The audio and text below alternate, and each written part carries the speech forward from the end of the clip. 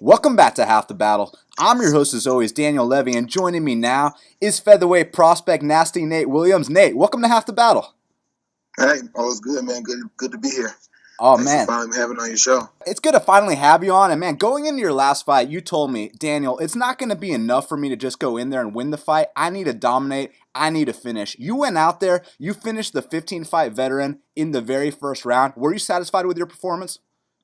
Uh, Overall, yeah. I mean, of course, I'm my biggest critic, so I feel like believe it or not, there was many mistakes that I made. I did make in the fight that I needed to go back and correct on. But overall, I mean, the first round finish is always a great thing. We don't get paid for overtime in this sport, so as you know, going in, coming out, taking no damage is a great thing. So yeah, I mean, I'm happy with it overall. But like I said again, I'm my biggest critic. So found like a thousand things that I did wrong. So Well, go back and correct those. But it's good to have a mindset like that. And man, being the team leader for X3, I'd imagine there's extra pressure before every fight because all your teammates look up to you so much. How much of a relief was it for you to not just win the fight, but to make the statement that you did? Um, it actually it actually was not much pressure at all as far as coming from a team of being, like I said, the leader, what have you. We at my gym, we look at everybody the same. From if you would call a person, I don't consider anybody the weakest link or what have you, but if you would call somebody the weakest link, from that person to whoever you would call the strongest or the toughest link, we're all equal. In our gym, it's no, I get ragged on as much as anybody else in the gym. So it's not like they look at me the same.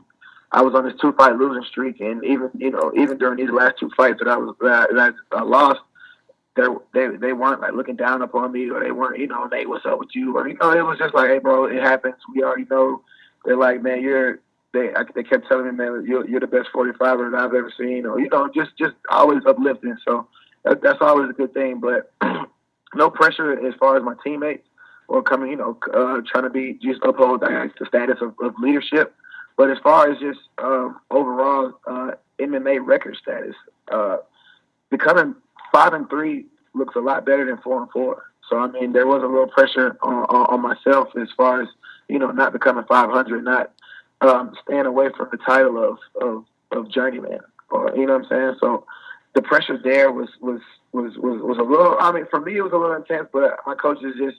The whole theme, the whole focus of this camp was just staying calm, staying relaxed, staying focused, just worrying about the task at hand, not worrying about anything else. So I mean that really helped me a lot, and it just helped me to remain calm during this fight. But winning the fight and in that fashion, it did relieve a lot of pressure. It did take some, it was a sigh of relief, not pressure, more but a sigh of relief, should I say. Describe the brotherhood at X3, man, because you guys truly have each other's backs, unlike anything I've ever seen. There's such a brotherhood there. Talk to me about it, man. I mean, I think that it really stems to the things that we do outside of the gym. I mean, don't get me wrong, in the gym, we grind, like, I mean, not saying the other gyms don't grind and push hard, but at our gym, man, we push hard and just, forging friendships through battle. That's essentially what it is, because nobody really, I mean, we're not in competition with each other, but nobody wants anybody to get the upper edge, because then it comes to trash talk. Because we also have an X3 Fighters group chat on Facebook where it's just, the fighters chat, and I send out information and, things of that nature. But we also, of course, we also, pick at each other at times and things, and nobody wants to be the butt of the joke from training the day before or things of that nature. So that right there in turn makes everybody want to push, and just, that builds camaraderie. But the things that we do outside of the gym, we're constantly throwing fight parties, or just everybody's getting together at somebody's house, throwing a barbecue, or just going out, meeting somewhere, maybe at the movies, or going out to eat. Like we don't just train together. We actually hang out. We actually are, friends outside of the gym. So doing things like that, I think, that's what causes the brotherhood. And I would go to bat for any of my teammates, and I know that they feel exactly the same way. Man, that's incredible. You don't see that out of many teams, so, much respect to you guys. And Nate, I got to ask you, man, what's the long-term goal for Nate Williams? Because, I know the short-term goal is to keep racking up the wins, but where do you see yourself in the next year or two? The next year too, I definitely see myself in the UFC next year too. That's not even a long term goal. That's a short term goal. I expect for that to happen within the next year or two. I don't want to call him my counterpart, but I guess somebody who's paved the way for me, especially coming from my gym, Clint Hester. If you remember back, Clint Hester was 4-3 in the stint of his career before he made it to the UFC, and he made a run. Became on a 3-4 fight win streak, got into the Ultimate Fighter, and everybody knows about his run that he had in the UFC. So me and Clint were actually in the same predicament, same stint of our careers. Where now, I was just 4-3, and now it's time for me to put on 3-4-5 wins and end up, somewhere big. But definitely the UFC in the next year or two. So that's the future goal, but now I got to take it back a little bit. How'd you even get into MMA, Nate? Well, I've been wrestling since I was 12. Wrestled in high school, wrestled in college, got a partial scholarship to Gardner-Webb. It's a Division I university up in Boiling Springs, North Carolina. It's a small school, but it's a Division I university. So I wrestled up there for a little while. Didn't really do what I was supposed to, so I ended up transferring out. But I ended up finishing getting my English degree at Savannah State University. And after that, after college, I was just like, man, I still had that competitive edge. I still, wanted to do something to compete. I miss wrestling. I played football and all those type of things. And I just looked up MMA. I figured back in college, it was crazy because I said I would never. We used to play the UFC game on the PlayStation, and I was like, man, I'd never do this stuff. I swear, I was like, that was my words verbatim. I would never do that crazy stuff. That's what I said. And then graduated from school, still wanted to compete, looked up local MMA gyms in my area. X3 was like one of the closest ones. Took the intro Brazilian Jiu-Jitsu class, and then off of that, I was hooked. I signed up a 2-year agreement like that day. And then, 4 or 5 years later, here we are. Wow, that's incredible. So you clearly have a grappling background like you mentioned, but the night you won your first professional MMA title against Lawson McClure, you showed a high volume style on the feet. Where did that come from? Because it was incredible to see you let your hands go like that, especially in the third round of a title fight. Just me and my brother, my little brother Robert, man, we break down, we watch so many fights, so much fighting. We break down so much film, and we don't. Like I said, we don't watch it just from a fan aspect. We watch it from a competitor. We watch it from potential opponents and things of that nature. And the one thing that we notice about guys who we claim to be on the same level as, or guys that we aspire to be on the same level as. A lot of guys don't go volume. Volume is things that a lot of people don't. They just tend to not throw whatever it is, the fear of getting, I guess, counted back, or the fear of tiring out, or whatever it may be. And if you look at the champions or the people who are really, really successful at the sport, their volume is at a very high rate, is at a very high pace. Joanna and Jacek, Demetrius Johnson, Conor McGregor. Just think about all the champions and think about their fighting style. Their fighting style, especially the lighter weights, which I am considered on the lighter weight class, lighter side of the weight class. They throw volume. So if I out offense your defense, then that essentially is a good offense and a defense for me as well. So just punches and bunches. People can't match the volume. I have the cardio. I have the pace. People can't keep that pace. And that was my theory, and it's been proven. It proved right then. It's been proven true ever since. Well, how incredible was it for you to see that theory come to life when you won the belt that night? It was a surreal feeling. I always practice, and that's how I fight in the gym. If anybody who's ever sparred with, like I try to throw 10 to 15 shots at a time in the gym when sparring, when training. So just to be and I know that if you throw 10 to 15 shots in the gym, and I was saying that translates to like 4 to 5 shots in a real fight. Because of course, we want to throw 15 to 15 shots in a real fight, but that it may happen once or twice, but it's not going to happen consistently every time. But putting together 4 or 5, even maybe 6 strike combinations, that's ideal. So if I can throw a lot of volume in the gym, I know that essentially will translate to volume in the fight. And it just, I mean, it was like I said, it was surreal. Lawson is tough. Lawson's still tough. He's fighting for the belt now. Lawson's a grinder. Lawson's a household name. Like I said, I was watching Lawson before I had any amateur fights. So to be able to do something like that versus an opponent like that, I mean, it was amazing. I still sometimes go back and watch that fight, and I still have to. Is that me? Did I really do that? So it was awesome. Tell me about your mindset as a competitor, because clearly you're a very mentally strong guy. You get back on the horse right away, win or lose. You know how to brush off an L and get back in there. Where does your mindset come from, Nate?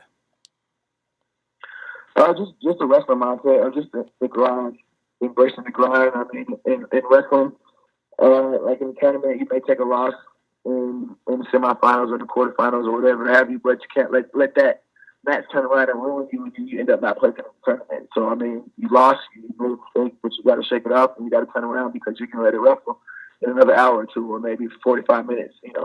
So just that mindset of just, hey, I lost it, I let this one go, but there's another one coming right back. So let's I may have lost the battle, but I can't lose the war. Just that mindset of just, embracing the grind, because that's really what it is.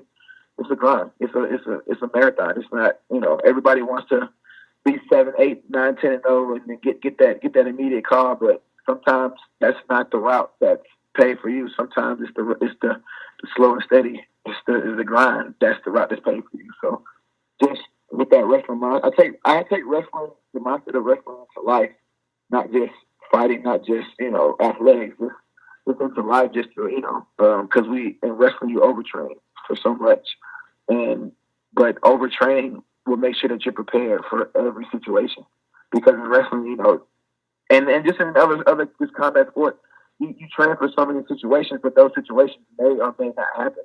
And in wrestling, it's tenfold, because you train 50 times as much for something that these situations usually don't even happen in a match, let alone a season.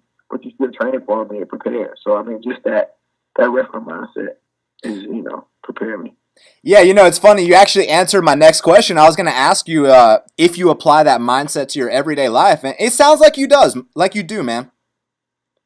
Yeah. Like I said before, it just everything is just about the grind. Because things aren't gonna always go our way. I mean, in a perfect world, things go exactly how you plan them out. But as we all know, this world isn't perfect. So just being able to roll with the punches, being able to fight metaphor, roll with the punches, but being able to attack and reattack. that's really what it's about: attacking and counterattacking and reattacking. And that's just that wrestling mindset. So I heard you guys got some Cuban coaches at X3 now. That's what Doug Usher told me. Is there any truth to that? Yeah, we actually got 3 Cubans. 2 were former Cuban Olympic athletes, and they also coached in the Cuban Olympic boxing team. So I don't know if people are pretty aware about Cuba, but Cuba boxing is on the same level as United States in basketball. So if we think about United States and their dominance in world basketball play, then that's Cuba pretty much in boxing. They dominate the boxing scene, and they're considered probably the best nation in boxing. And we have 3 coaches that were essentially are part of that, part of that heritage, part of that tradition. So, and they've actually been there for the last, I think, about 6 to 8 months now. Isidoro Nicholas is the first one to come over. He is the main coach. He's coached. He's trained Jose Aldo. He's trained Julio Dos Santos. He's trained Rafael Dos Anjos. He had Johnny Eduardo. He has a list of guys that he's actually trained who are currently in the UFC right now. So just people have been able to tell a difference, and people were asking. Actually, it's ironic that you said that, because people were asking, what has the difference been with us in the last 6 to 8 months? Because they've noticed that our striking has gotten better. And even, like you said, even around the time when I fought Lawson, Isidoro was just coming on. So, I mean, that I can attribute a lot of that as well, to to them. Their boxing prowess and their knowledge and their just what they know is just amazing. And the fact that they speak barely any English at all, but we're able to communicate so fluently is amazing. Man, it sounds like there's some truth to that. We do have some some Cuban boxers up in our gym. it sounds like that can only elevate your game and everyone in the gym's game that much more, right? Yeah, it's taking us tenfold because now I know me myself. It's giving me confidence because I feel like now I knew nobody can wrestle with me and my jiu-jitsu is at another level, but now I feel like my striking is coming to a different level where I feel like I can strike with the best of them. And now if I feel like I can strike with the best of them, I'm not the wrestling and jiu-jitsu just gets even better. So I mean, it's taking everybody's game to another level. So, Nate, what's next for you, man? I mean, is there anyone you want specifically? Brandon Webb had a nice win the other night. I know you want to run it back with Josh Blyden. What's next for Nasty Nate? Brandon Webb's the homie. Them guys are contemporary martial arts. CJ, man, CJ's my boy. I look up to CJ so much. Chuck Cawthorn, he's an MMA, guru. I love them boys down there, contemporary. I'm actually getting ready to fight for Valor, November 4th. I'm fighting Cromwell Stewart. It's a no more contender fight for Valor. So I win that. I win that fight. Fighting the winner of Ed Nasty and I can't forget the guy's name he's fighting, but we're all actually fighting the same night. And he's considering like a 4-man mini tournament, and the winner of those two fights face off for the belt. So that's in mind. I'm also I am keeping a close eye on NEC 100 because I do want my belt back.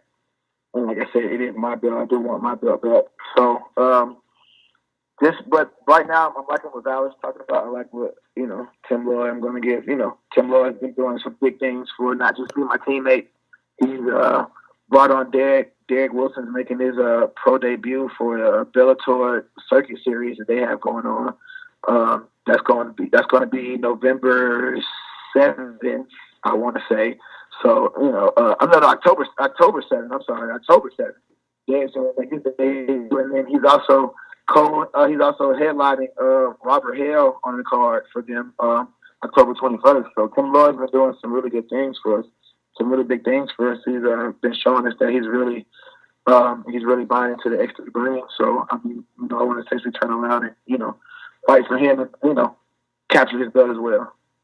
Yeah, and we'll talk about your upcoming fight here in a second, but I got to ask you about the Blyden fight because, look, do you at all wish you had 5 rounds to run it back? And the reason I ask that is because it really seemed like you were taking over in that 3rd round, and had there been 2 more rounds to work, like there are in most pro MMA title fights, that fight would arguably be yours, man.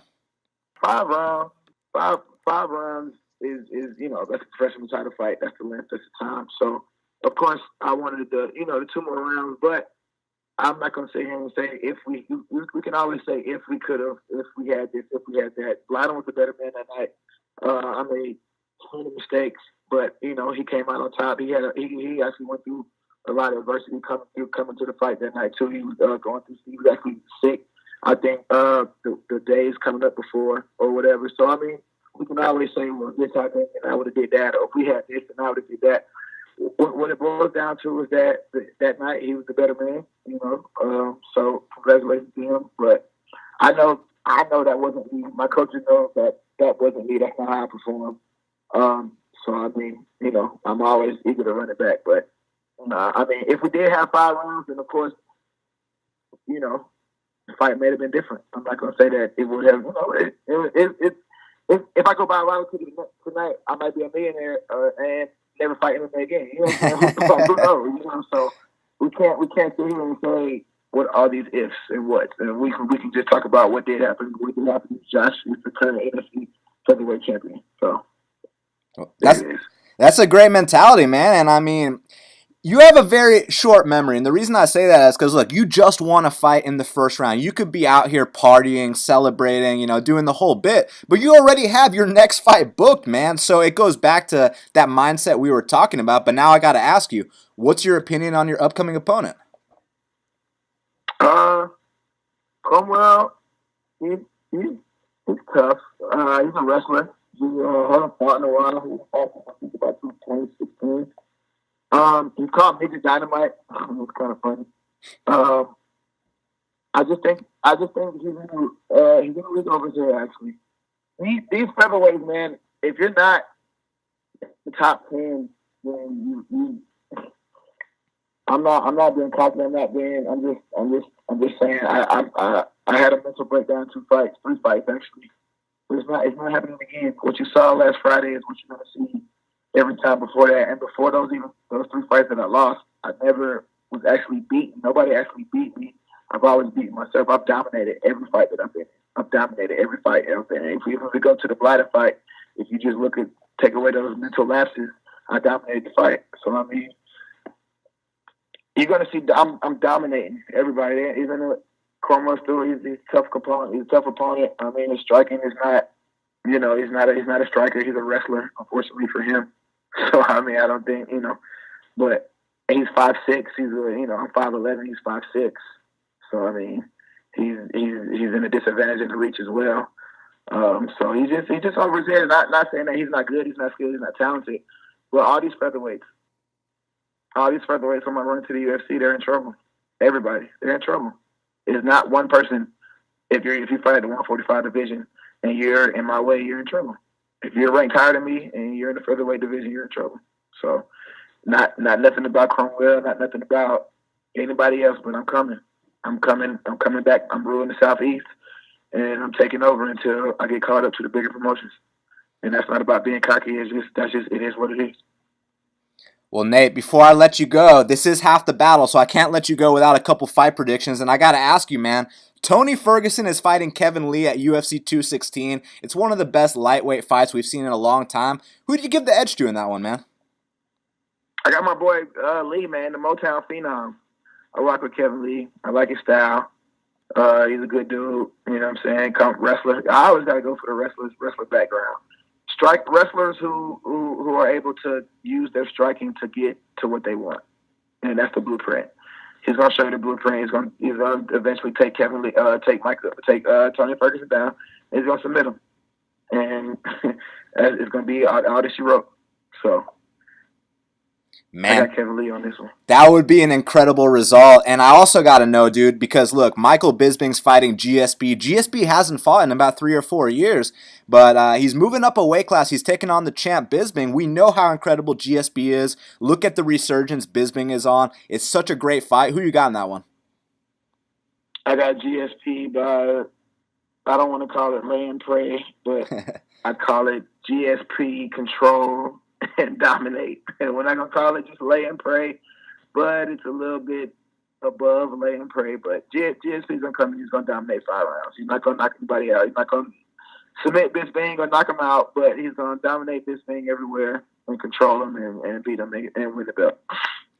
Well, Nate, I want to thank you so much for taking the time to speak with me right here, right now on Half the Battle. It's been an absolute pleasure, man. I'm glad we finally got you on the show. Let the fans know where they can follow you on social media and any message for them. Go ahead, man.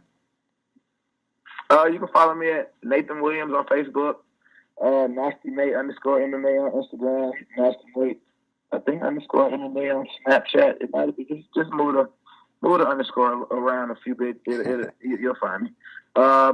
Shout out to my team, X3, my coaches, Tony Tucci, Gabriel Katiba, Bruno Frazado, Rodrigo Othello, Marius Kuzva, Isidoro Nicholas. Shout out to my team, X3. Shout out to my brothers. They coming up October 21st, man. Valor, we taking over Tennessee.